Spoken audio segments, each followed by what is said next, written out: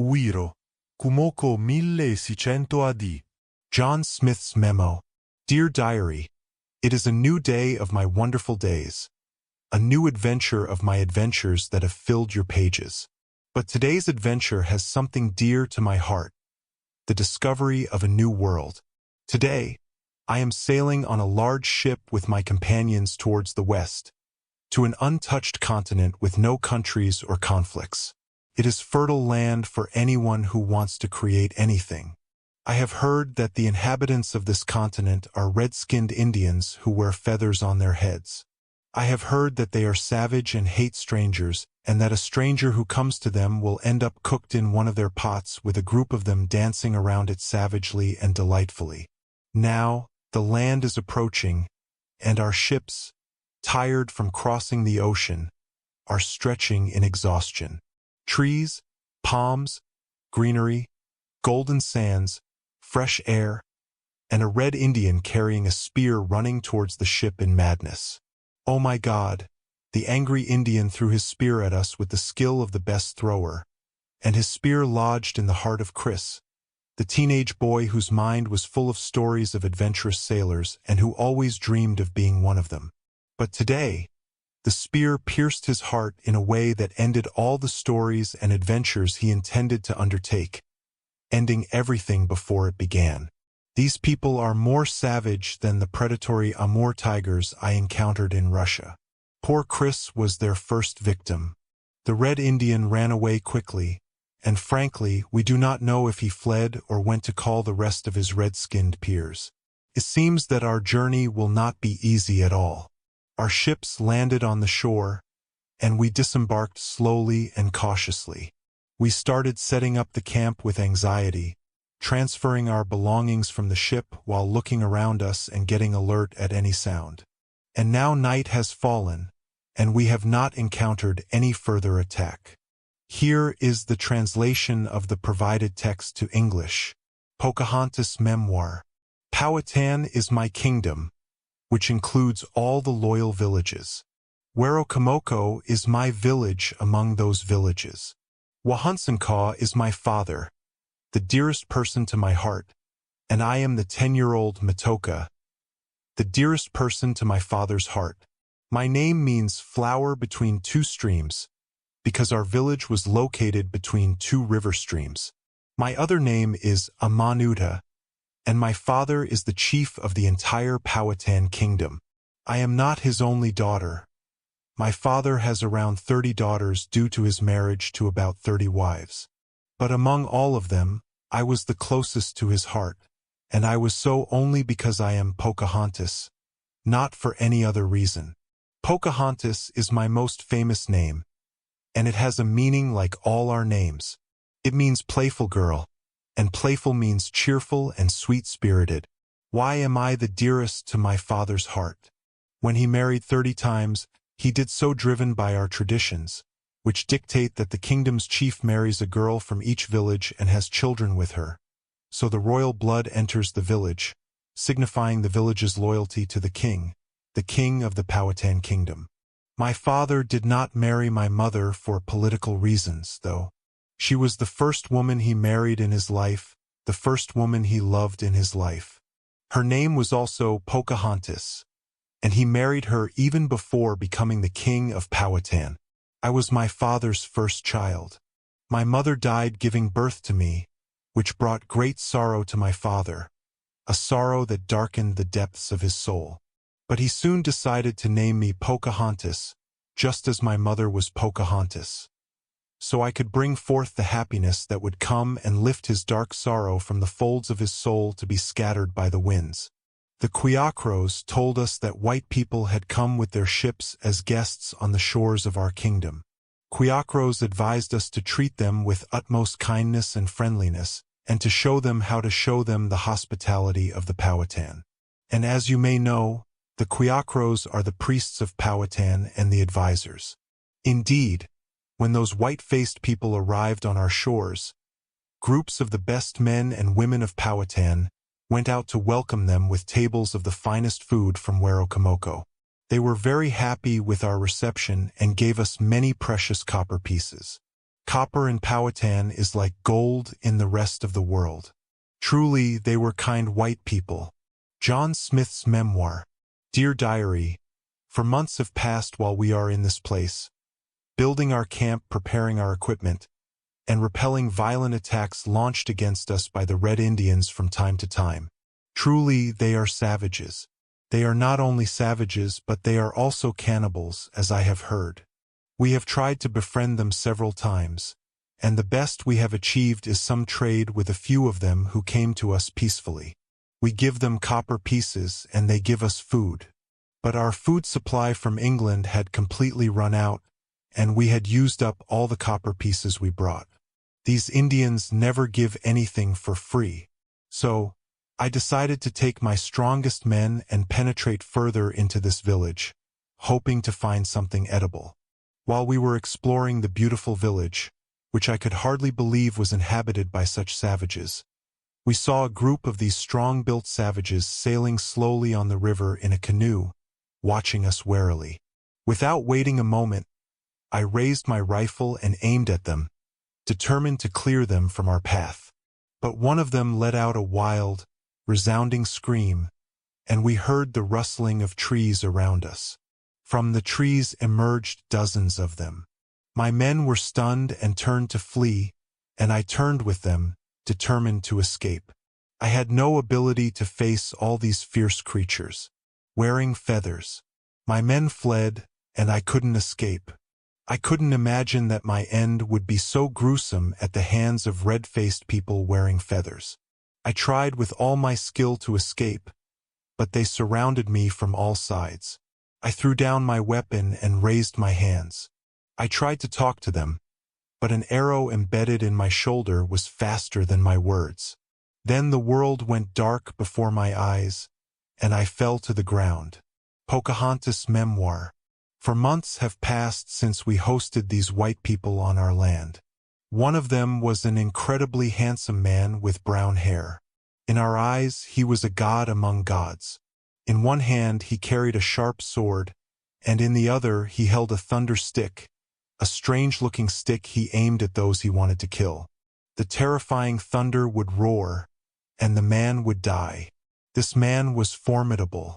He killed some of the Powhatan men in this manner.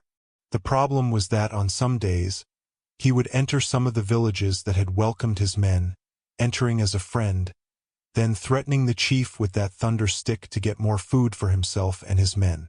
He did this on days when no one brought them food. We are generous people, but it is impossible to feed more than 100 men every day for 4 months.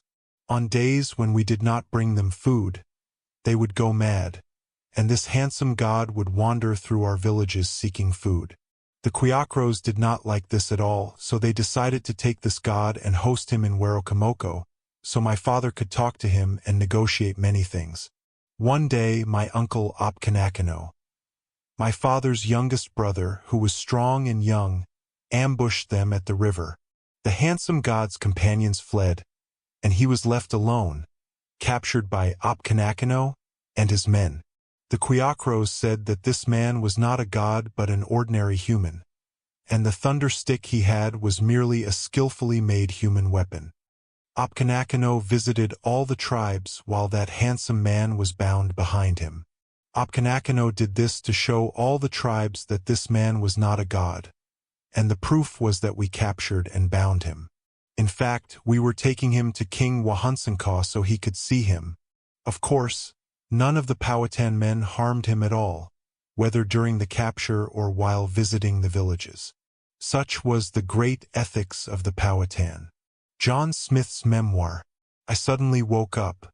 I saw 4 Red Indians surrounding me, holding me with strong arms and dragging me to an unknown place.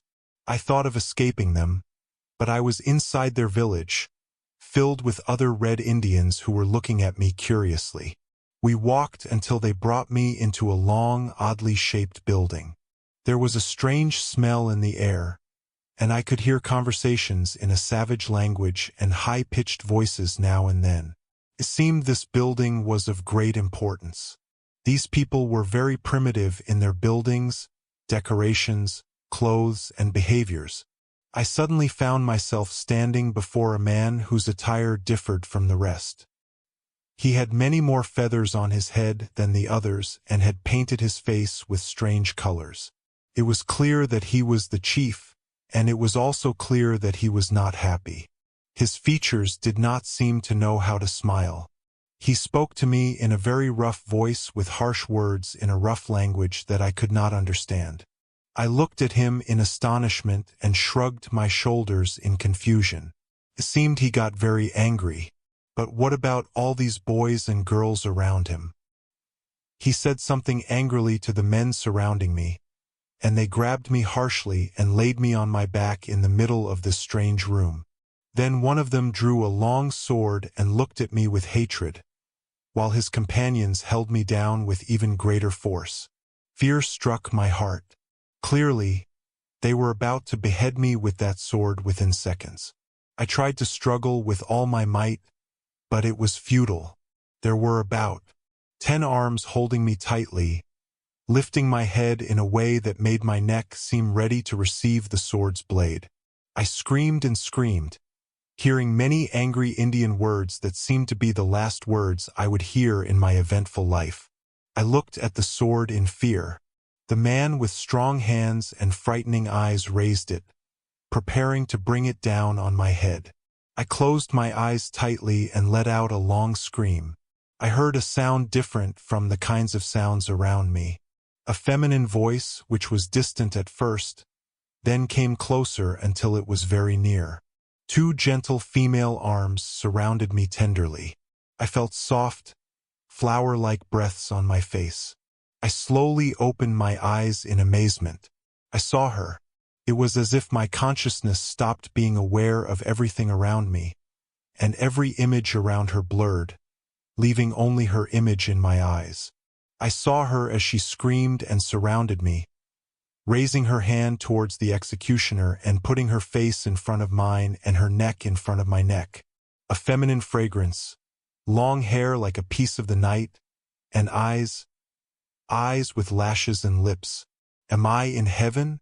It is impossible that I am still in that Indian village.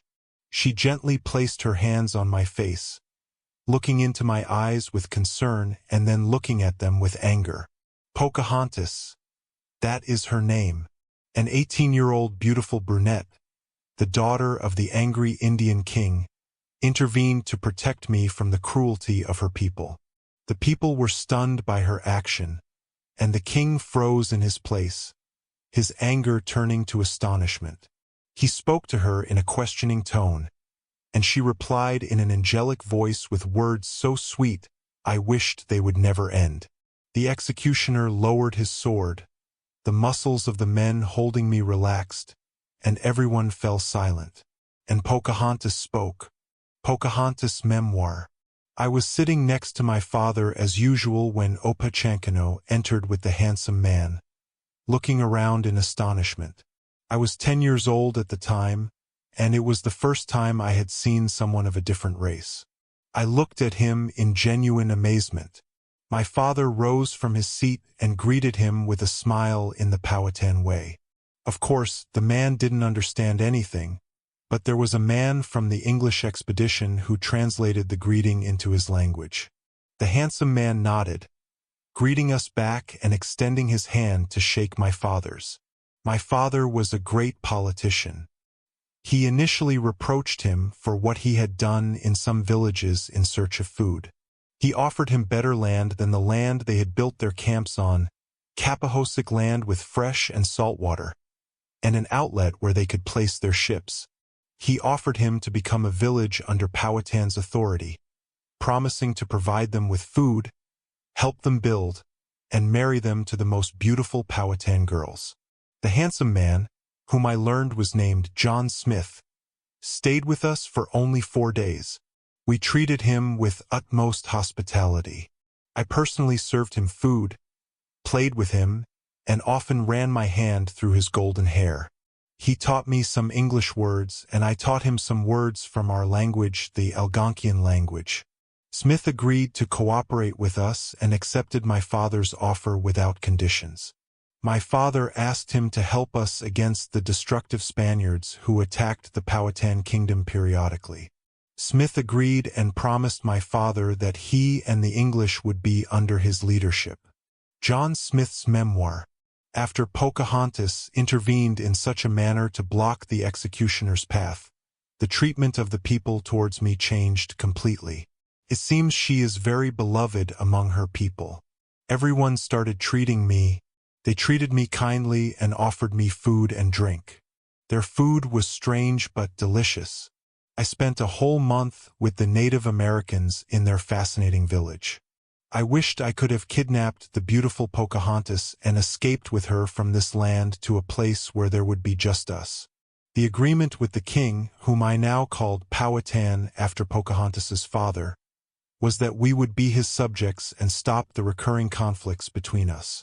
He said he would send us food regularly. I had to appease him and agree, as he didn't yet know the English's true intentions. Our intention was to deceive him completely, whether he agreed or not. This is a splendid land deserving of a noble and civilized people, not a barbaric people like his. If they consent to rise, they will live with us in peace. Upon my return to the camp, the men were surprised to see me return with many Indians carrying food tables. During my time at the camp, Pocahontas would come every third day or less to spend the day with me on the York River. I loved Pocahontas and she loved me. The problem was that her father, the king, did not accept submitting under England's banner but wanted England to submit under his banner. This meant an impending conflict and much killing for Pocahontas. This was hard for me, but the welfare of my people came above my personal desires. That's what I learned. However, fate did not spare me from witnessing the war with the soldiers. Amidst all the preparations and arrangements we were making, a bullet from the ammunition exploded in my face by mistake. Pocahontas's memoir. Suddenly, John Smith died. They told us he had died, and his body was transferred to England. My father began waiting to know the new leader to negotiate the same agreement he had made with John Smith. But immediately after John Smith's death, the English began attacking us.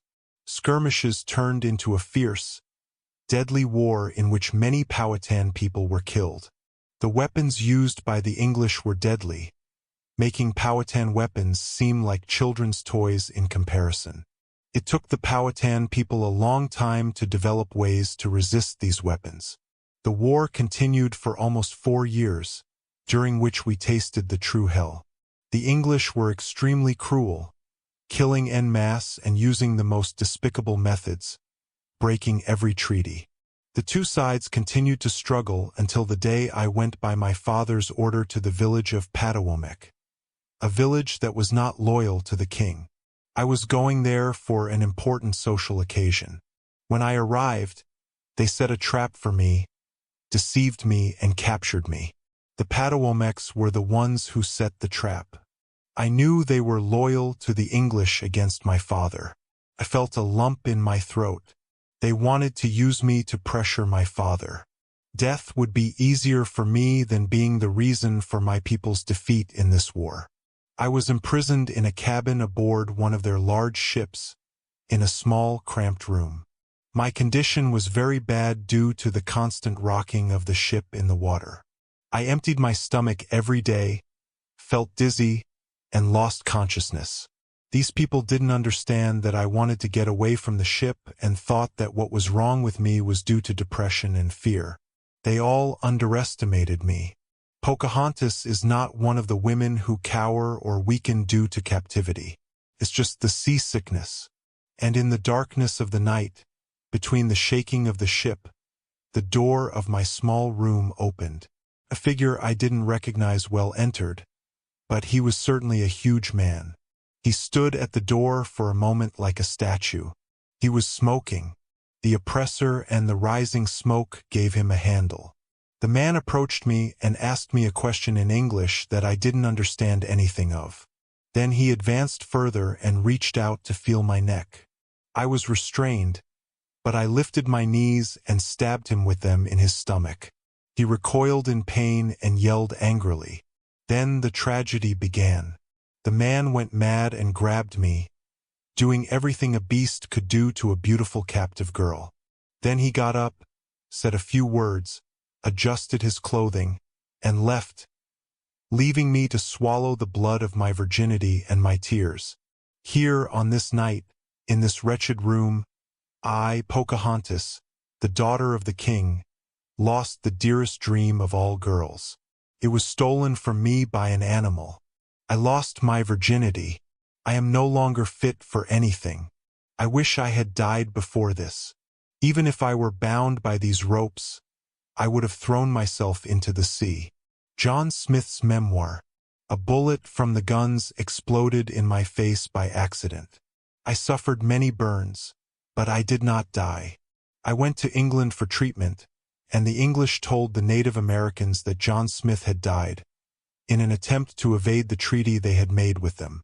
A month or two passed, and my people could not bear it anymore. They began to attack fiercely.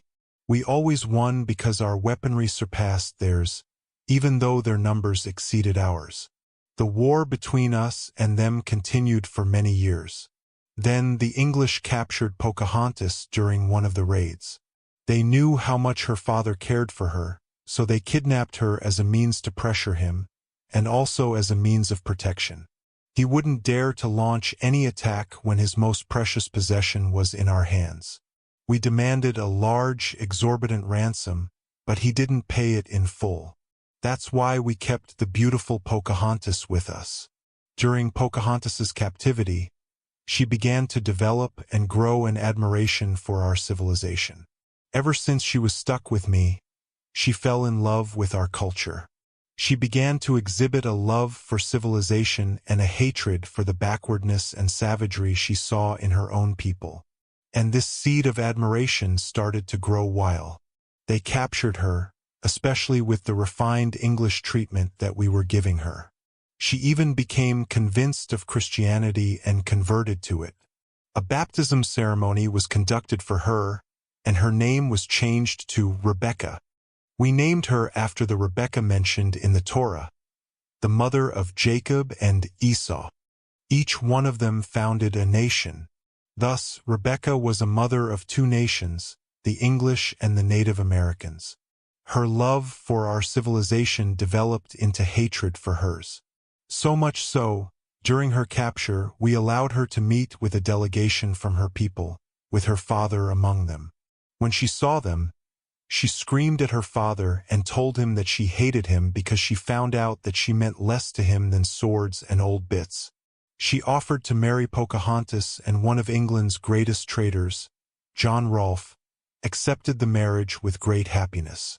This marriage was a real announcement of the peace between the two peoples after a long war. Truly, she was a mother of two nations. Pocahontas traveled with Rolfe to England, and was introduced to the English community as the dove of peace between two great nations. But the problem was that I, too, was in England, and Pocahontas saw me suddenly before her. Pocahontas's note asterisk. I hated myself. I am the reason for the defeat of my people. I am worthless, without honor, without value. I still don't know who violated me until now. But the next day, a wealthy-looking man named John Rolfe came to me. He offered me marriage in exchange for ending the war between his people and mine. In the midst of my pain and confusion, I found it a chance to reconcile everything. So, I felt that I, the cause of my people's tragedy, would end it with this marriage, where I would shed their precious blood. On the honor lost by the animal, he may be forced to marry, even if it's with people I didn't hate in my life as I hated them for their greed and arrogance and cruelty and deceit, but I was forced to for my people. And until the wedding, they told me that I had to enter into Christianity and take a new name for myself, which was Rebecca. I agreed to all of these terms, and I was married to that rich man, and a war that had lasted for years during which my people were the victims in which they were always. I went unto is always the victims.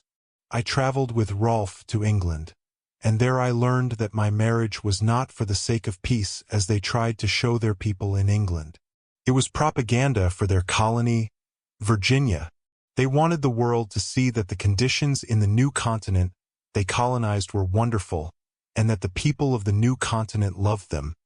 And the proof was Pocahontas, the daughter of the Indian king, the Red.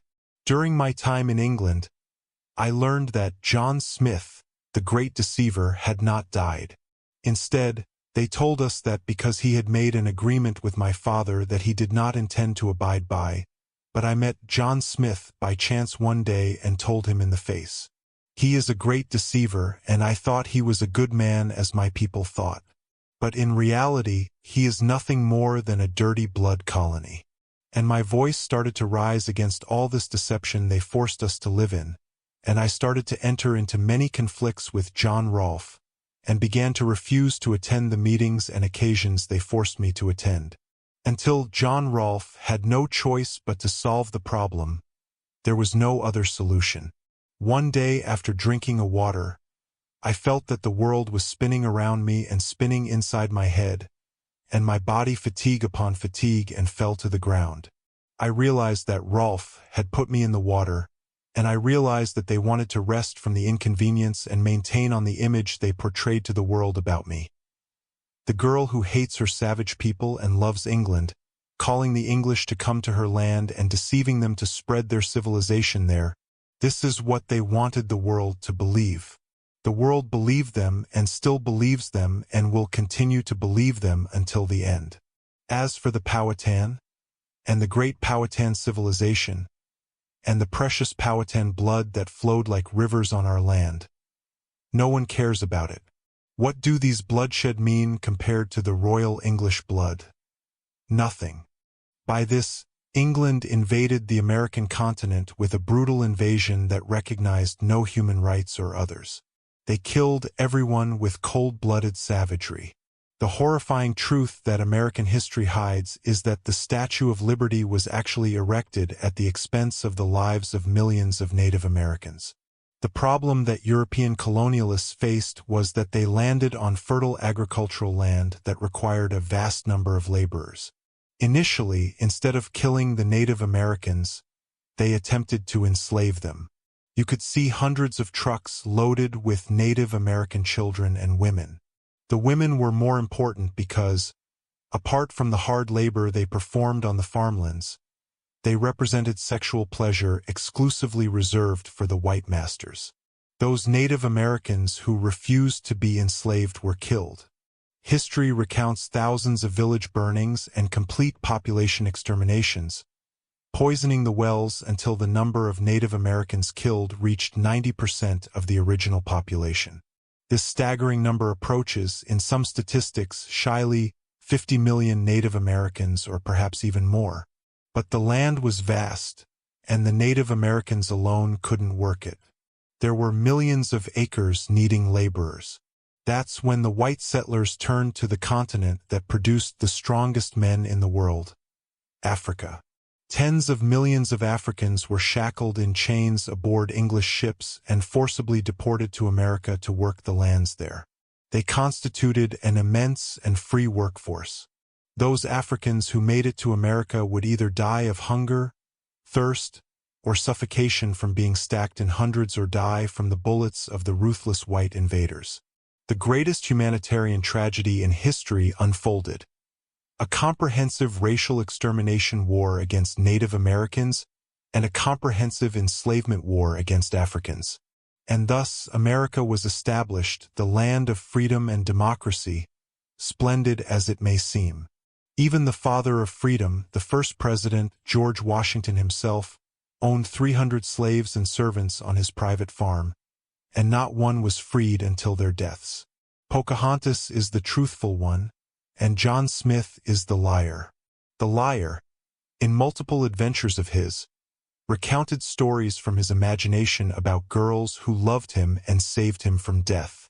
Of course, Pocahontas's story became famous after Disney's famous movie about her, which tells the story from John Smith's point of view. But Pocahontas's perspective was impossible to know unless you read this book of mine. The Powhatans don't write. They didn't write their history in any books. Instead, they preserve it in the minds of the Kikrews. They are wise men who know everything. Even two contemporary Native Americans holding American citizenship decided to write the true story of Pocahontas to give her justice. But their book was, of course, fought against its spread and never gained fame. The splendid image shown in Disney's film and even in all the encyclopedias and history books worldwide is based solely on John Smith's perspective. The Native American perspective was never attempted to be heard. And perhaps you wonder about the meaning of the paper I showed you before this story. The Illuminati paper with the pyramid and the eye above it, this same drawing is on the American dollar. Before I tell you anything, I want you to set aside everything you've read or heard about this topic and listen to me carefully. You may have noticed that John Smith knew some information about Native Americans before he landed his ship among them. All this information was gathered by a man named Sir Walter Raleigh, who is the greatest professor of a secret organization called the Pink Cross or Rosicrucian. He was an explorer, and in connection with this organization, here I show you a paper of the Rosicrucian, with a drawing of a cross adorned with pink roses, a branch of Freemasonry, but more closed and secretive.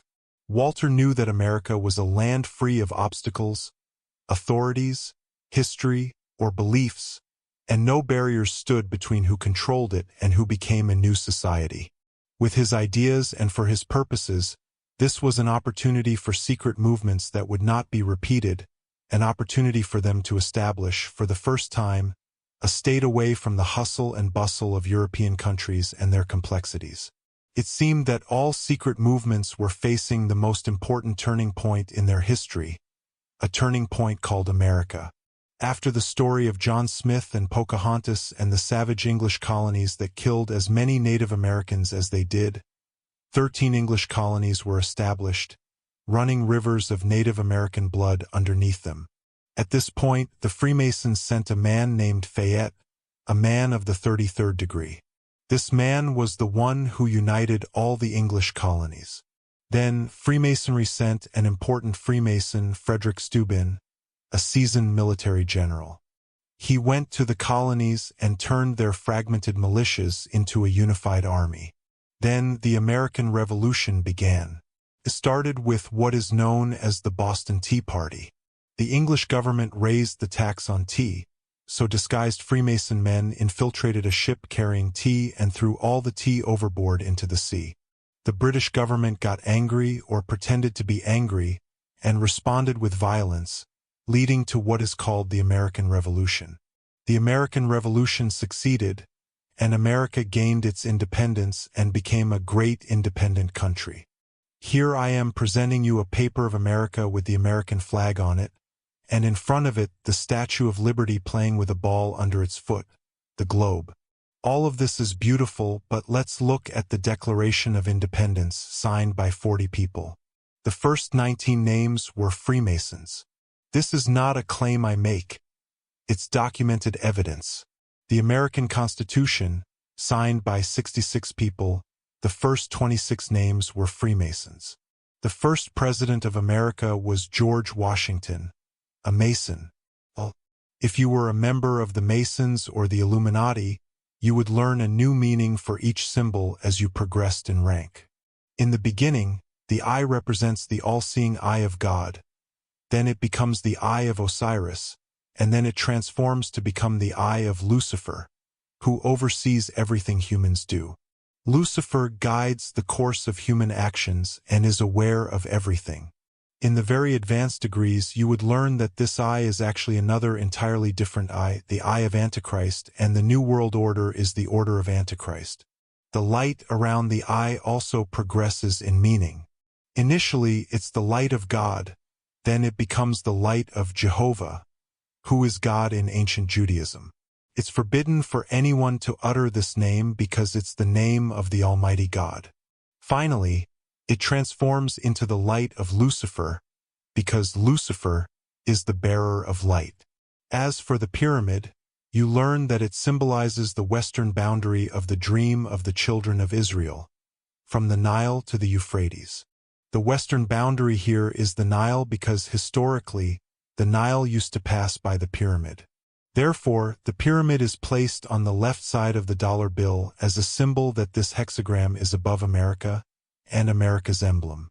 Above the word one, on the right side of the dollar bill, there's a symbol of a bird that looks like an eagle or a falcon. Above its head, there are 13 small stars arranged in a hexagram. The hexagram symbolizes the structure of Solomon's temple, and it's placed above the bird's head as a symbol that this hexagram is above America and is America's emblem. The design of this emblem was done by a committee, all of whose members were official members of the Illuminati organization, the most famous being Benjamin Franklin and John Adams and Thomas Jefferson. As for the term New World Order, that they constantly repeat and advocate for, they want to unify the world's ideas, fashions, and interests to all become American. They have succeeded in this to a great extent, evident in people's clothing, the restaurants they eat at, and the music they listen to. I'm not saying this is bad because I'm American, and I should like it. But I'm just saying that no nation has risen without its language. Take Japan as an example. They enforce their language. Take France and Germany as another example. Do you understand my point now? Still don't believe that America is a Masonic state and that I'm one of those referred to as conspiracy theorists who blame all the world's problems on them? Well, the celebration in which the cornerstone of the U.S. Capitol was laid was conducted with Masonic rituals and Masonic attire, and it was overseen by the Masonic Mirrorland organization, who openly acknowledges this and is proud of it. All U.S. presidents are Masons from the highest to the lowest, from the first to Obama, and this is officially not a claim from me. All except one, and that's John Kennedy, who, when he realized the existence of a secret organization controlling his father, he came out in an official speech attacking the presence of secret organizations and saying that it's unacceptable, and the state should fight such organizations. He even wanted to inspect the Dimona nuclear reactor in Israel. Do you know how John Kennedy was killed after giving the speech? Or do you want me to waste more time telling you? And those who killed John Kennedy are the same ones who killed King Faisal bin Abdulaziz when he cut off oil supplies to America. And they are the same ones who killed Sadat. And by they, I don't mean the same individuals, but I mean the same organization or organizations affiliated with them. All of these men were true men, and this kind of humans should be immediately killed by the Illuminati. When the foul smell of Freemasonry emerged, it began to allocate a very large portion of its funds to charitable works and organizations. And when I say funds, I mean millions. This is to convince the world that they are an organization striving for freedom and brotherhood. There are many Masonic institutions that claim to do charitable work in your country. But don't be fooled. The most prominent ones are the Rotary clubs and Lions clubs. However, not everyone you see present in these clubs is a Mason. These are public clubs, and during their charitable work, they may seek assistance from prominent figures as a form of publicity for their campaigns.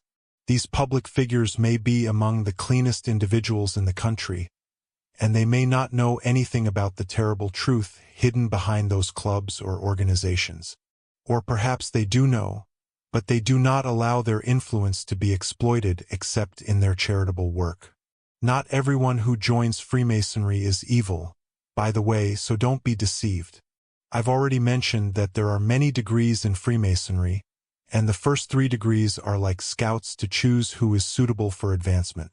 A person doesn't become an evil Mason until reaching the higher degrees, where they begin to learn the truth about the organization and its Jewish goals. They themselves must swear allegiance to the Torah alone. Any man who tries to leave Freemasonry after reaching the very advanced degrees in the early 3rd degrees is not pursued or harmed. But the problem lies with those like me who try to leave after reaching very advanced degrees. A fatwa has been issued officially by Al-Azhar prohibiting joining Freemasonry and all its affiliated clubs like Rotary and Lions clubs. Similarly, the Islamic Fiqh Council, which is part of the Muslim World League, has issued a similar fatwa. These are lengthy fatwas that clearly reveal the true goals of Freemasonry, which have been exposed, and prohibit joining based on this revelation. And now it's time to reveal an important piece of information to you, something I promised to reveal in our first conversation. I will disclose the name of the card game we play. It's a name that might surprise you somewhat. Its name is Illuminati, the New World Order, and it is available in global markets for a somewhat high price approaching $300. It contains about 500 cards, each carrying a secret. Some cards contain secrets of time, others tell of events that changed the course of time, and others contain the secrets of Freemasonry and the Illuminati. Some cards detail plans that the Illuminati intends to achieve. Before we continue, I want to give you a very brief overview of the presence of Freemasonry and the Illuminati in the media. There are many examples, but I'll mention the most important ones. If you watch Disney's Aladdin, do you remember that when Aladdin rubbed the lamp, the blue genie came out and made a deal with him on a long piece of paper, and then money and women started pouring in? It was a comedic dancing sketch, but it perfectly reflects the truth. When you sell yourself to the devil brings you everything you desire. I also remember that club created by SpongeBob, and its scientist was the same Illuminati scientist. The creator of this game is Steve Jackson, a member of the Illuminati organization. This organization, despite its secrecy, is eager to leave its mark everywhere. In cinema films, they hide their symbols among the scene decorations. The pyramid and the eye, the black and white squares symbolizing the union of the spiritual and the material, the ruler and the compass. They also embed them in music videos and cartoons. They are present in hundreds of churches around the world. The fact is that this game in our hands is the most daring step taken by the Illuminati to leave their mark. Although the game was released in 1994, it contains events that occurred after that date. Do you want me to give you examples? Let me get those cards for you. Do you see this card? It's the terrorism card, and it has a very clear picture of the Twin Towers exploding. Remember, we're talking about a game released in 1994, 99 years before the Twin Towers were actually hit by two planes in 2001 in the events of 9/11. This second card is the Pentagon card, and it has a picture of the Pentagon burning. It actually burned after the third plane hit in the events of 9/11, also in 2001. And this third card is the Revolution card. It shows buildings that appear to be Arab, with a long building bearing a large picture of the head of state in exaggerated military attire. The long building is on fire, and the country appears to be in a state of clear revolution. This card represents the Arab revolutions before they happened 21 years earlier. And that king whose picture is drawn seems closest to Muammar Gaddafi. The fourth and fifth cards are the Princess Diana card and the Saddam Hussein card, pointing to their assassination plots. The former was killed in 1997, 7 years after the release of the game, and the latter was killed in 2006, 91 years after the release of the game. There are many more cards that have not yet been fulfilled, such as the Disaster card, which has a picture of the famous Ginza Wako building in Tokyo being destroyed, with the distinctive clock at the top of the tower clearly visible as it explodes and people run terrified from underneath. But I've learned to deal with these cards differently, like a sorcerer who commands and prohibits the jinn. I've formed from these cards special incantations that are activated when I place them in a certain order, spells that serve the purpose I'm determined to accomplish, revealing the truth to you and to the whole world after you. Now we must continue, as all the demons of the world, the Illuminati, the Freemasons, the sorcerers, and all the evils of the world are demanding my head now. My head has become very close to them as I see it. So you should know that we must continue and leave these conversations aside. You now know how magic began in this world, how Lucifer descended and taught it to the first magician in history, Nimrod. Then you knew how magic spread among the people of Babylon until their magicians ruled them with evil. And you knew how Allah sent down Harut and Marut to teach people counter-magic. Then you knew how Allah sent the great prophet Solomon to kill all the magicians. And you knew how the jinn deceived and buried the books of magic and demonic sciences under his throne. Then, after more than 1,000 years, Satan Baphomet descended to 9 French Jewish knights and told them the location of the books of magic and sciences. They extracted them and formed, after extracting them, the richest organization in Europe, the Knights Templar.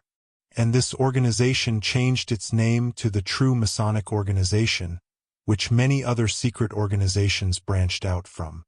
And you knew that the most important achievement of that organization was the establishment of the United States of America. Parallel to all this, I followed the movement of the Serpent as it corrupted the Jewish creed, then corrupted the Christian creed, and then corrupted the Muslim creed. It brings out from, it's time now for Freemasonry to join forces with the Serpent to learn about other dangerous accomplishments made by the organization and by Serpent itself. These achievements were the beginning of the path towards the ultimate goal, whether for the organization or for the demons, the construction of the Holy Temple of Solomon. You won't know why these and those individuals want to build this cursed thing until later. This time we have 12 cards on our table, which seems like a large number. A very serious story awaits us. Let's see. The first card is the England card, with a picture of a happy English nobleman with the famous Big Ben clock tower in the background. The second card is the bribery card, with a picture of 2 shaking hands with green money inside them. The third card is the people power card, with a picture of many raised hands that look like people in revolution. The fourth card is the Bank of England card, with a picture of a giant cash machine filled with money. The fifth card is the counter-revolution card, with a picture of military individuals throwing punches at civilian men. The sixth card is the Germany card, with a picture of German factories and a Volkswagen car. The seventh card is the Frankfurt card, with a nighttime picture of the German city of Frankfurt. The eighth card is the France card, with a picture of the Eiffel Tower from a bottom angle. The ninth card is the Let Them Eat Cake card, with a picture of a noble Frenchman and a noble Frenchwoman carrying a plate with eaten cake. The 10th card is the Evil Creditors card, with a picture of 2 men, one looking angry and oppressive as a creditor, and the other looking scared and terrified as a debtor from the angry man. The 11th card is the Rumors card. The 12th card is the Poison card. Serpent will tell you the next story, but this time he's crawling in Europe, and he'll tell it in an innovative way.